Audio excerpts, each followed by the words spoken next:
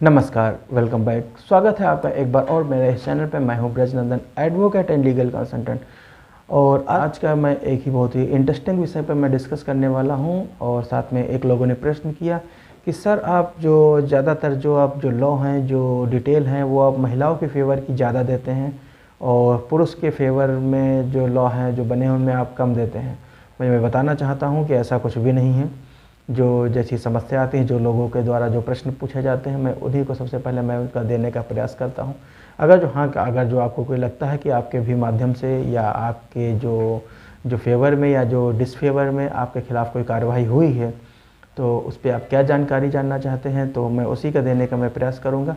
अगर जो संपर्क करते हैं, अगर जो आप हमसे बताते हैं या आप हमने से अगर जो पहले आप कमेंट आपने अगर जो किया होता, खैर जो बाद में किया, तो इसीलिए मेरा वीडियो ये बाद में आया हुआ है कि मैं उसमें ये जो जानकारी जो आपके द्वारा जो पूछी गई है, जो समस्याएं जो पूछी गई हैं, मैं उन्हीं सारी चीज़ों का जो सारी समस्याएं हैं उनके मैं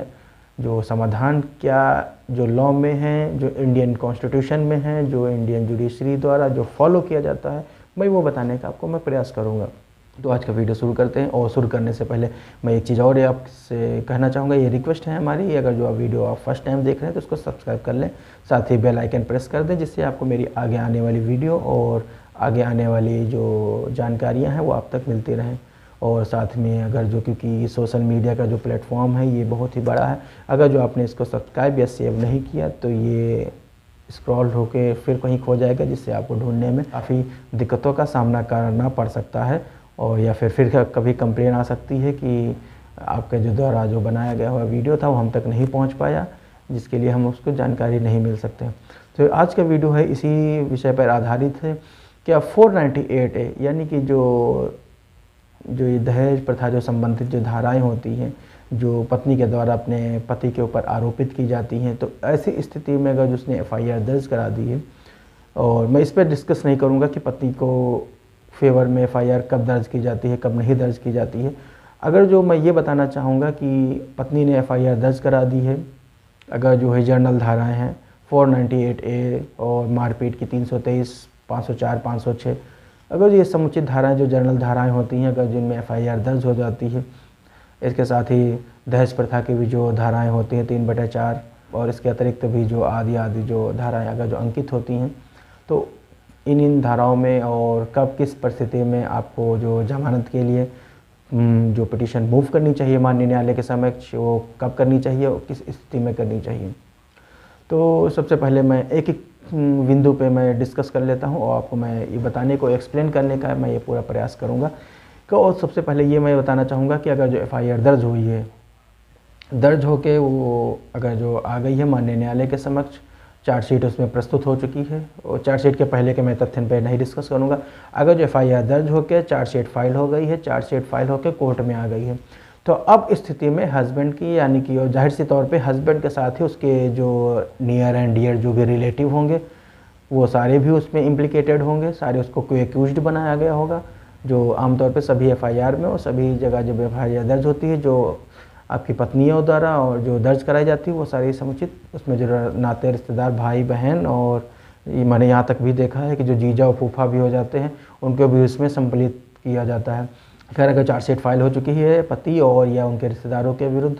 तो सबसे पहले अब उसमें क्या करना चाहिए, तो सर्वप्रथम सबसे पहले ये देखना होगा कि अगर जो चार्जशीट माननीय न्यायालय के समक्ष प्रस्तुत हो चुकी है और माननीय न्यायालय के समक्ष चार्जशीट आ चुकी है, तो अब स्थिति में जो अभियुक्त को सम्मन भी जाहिर से तौर पे है कि अब चार्जशीट आ गई है, तो सम्मन वगैरह ये सब माननीय न्यायालय के आदेश से अभियुक्त गणों को प्राप्त हो चुके होंगे। अगर सम्मन मिलते ही, तो मैं ये और चीज़ मैं फोर्सली आपको मैं बताना चाहूँगा कि अगर जो कोई सम्मन मिलता है तो उसको इग्नोर बिल्कुल भी मत करिएगा। अगर जो सम्मन को इग्नोर करेंगे तो उसके बाद फोर्सिव एक्शन या और से ज़्यादा फोर्सिव एक्शन आपके विरुद्ध जारी किए जा सकते हैं। और फोर्सिव एक्शन कब होंगे, कब वारंट जारी हो जाएंगे, कब होंगे, ये मैं पहले की वीडियो में डिस्कस कर चुका हूँ, लिंक डिस्क्रिप्शन में दिया हुआ है, आप उसको जाके देख सकते हैं। तो सबसे पहले मैं आज के विषय में डिस्कस कर लेता हूँ कि अगर जो उसमें चार्जशीट फाइल हो गई है पुलिस के द्वारा, FIR दर्ज होने के उपरांत, तो अब स्थिति में सम्मन भी प्राप्त हो चुके हैं अभियुक्त को, तो बिना समय गंवाए हुए सम्मन पे ही अभियुक्त को और या जो उनके रिश्तेदारों को सबसे पहले उनको प्रार्थना पत्र जमानत के लिए उस माननीय न्यायालय के समक्ष प्रस्तुत करने चाहिए। अब जाहिर से तौर पे है, क्योंकि गंभीर प्रकृति का थोड़ा ये मामला है, क्योंकि दोनों हस्बैंड एंड वाइफ दोनों का डिस्प्यूट होता है। तो कभी कभी माननीय न्यायालय जो हैं या जो उनके रिश्तेदारों को जमानत या बेल देने का इनकार कर देती हैं। जो तथ्य, जो कारण, जो अभियुक्त के द्वारा जो माननीय न्यायालय को जो एक्सप्लेन किए जाते हैं, जो प्रदर्शित किए जाते हैं, जो प्रस्तुत किए जाते हैं, वो सही तरीके से प्रस्तुत नहीं हो पाते हैं। या माननीय न्यायालय, दूसरे शब्दों में कहें, माननीय न्यायालय आपके तथ्य जो आपने कारण आपने जो प्रार्थना पत्र में प्रस्तुत किए हैं उन पर वो विश्वास नहीं करती है या आप विश्वास नहीं दिला पाते हैं। तो उस स्थिति में आपके पास ये उपचार बचता है, ये आपके पास ऑप्शन है।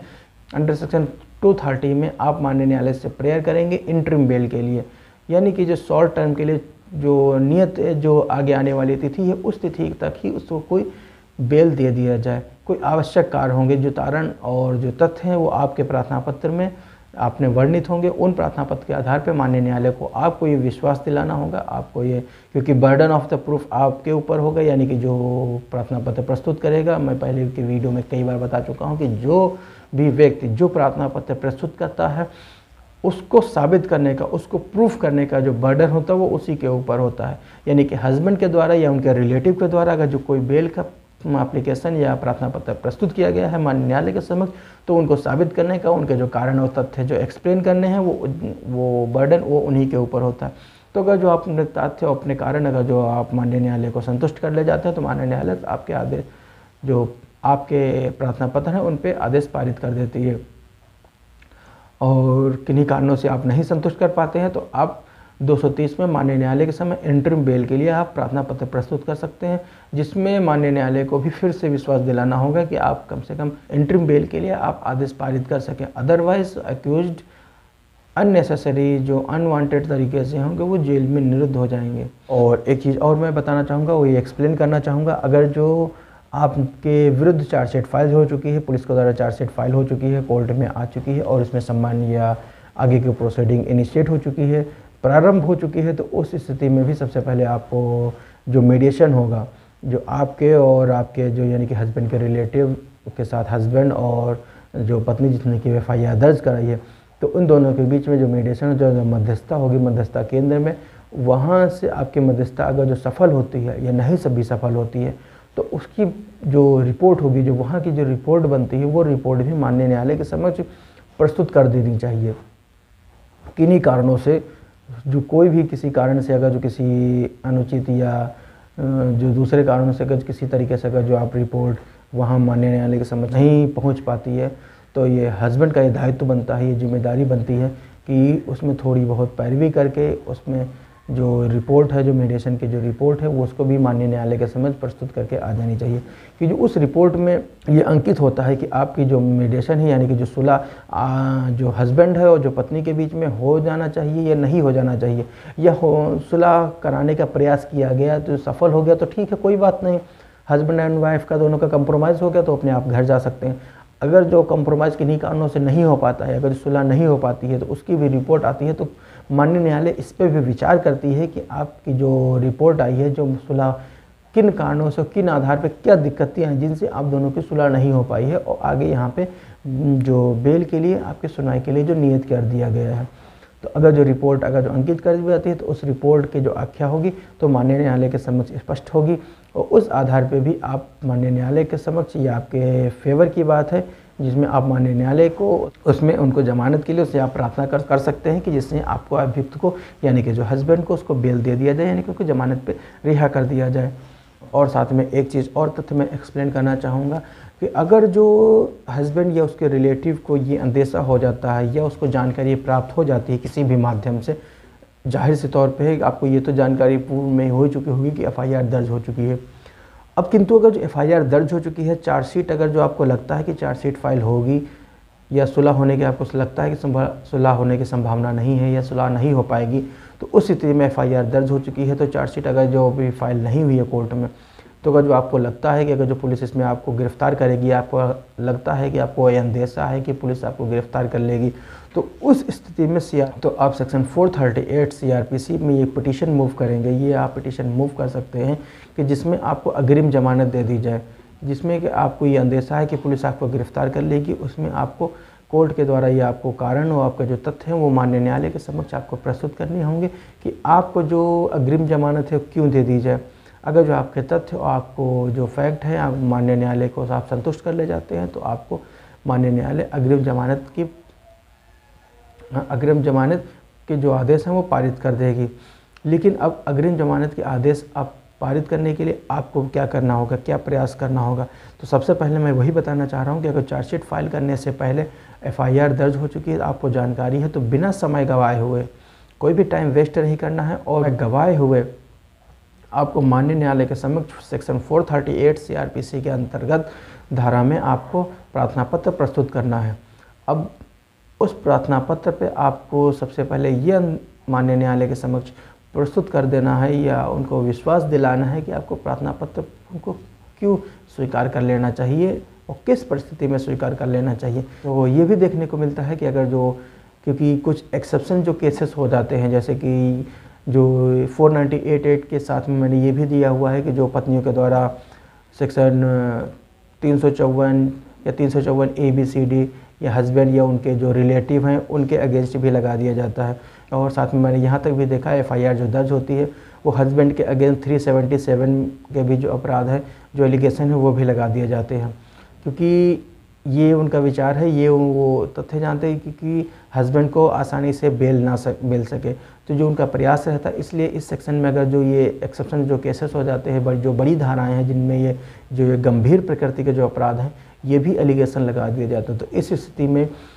कोर्ट को बेल देने के लिए, जो उनके आदेश पारित करने के लिए जो कठोर जो सबूत होते हैं, जो कठोर साक्ष्य होते हैं, वो मांगती है। तो अगर जो समुचित साक्ष्य, क्योंकि जिस तथ्य पे जो एलिगेशन लगाए हुए हैं उसी कंपैरिजन में, उसी के अनुरूप में आपको जो आपके साक्ष्य प्रस्तुत करने होंगे। अगर जो आप साक्ष्य उसी को अनुरूप आप प्रस्तुत नहीं कर सकते हैं, क्योंकि आपकी पत्नी ने जो एलिगेशन लगाए हैं तो उन एलिगेशन को आपको डिसप्रूफ करना है, यानी कि उनको खंडित करना है। जब आप खंडित कर ले जाएंगे तभी आपके जो तथ्य हैं, कारण है,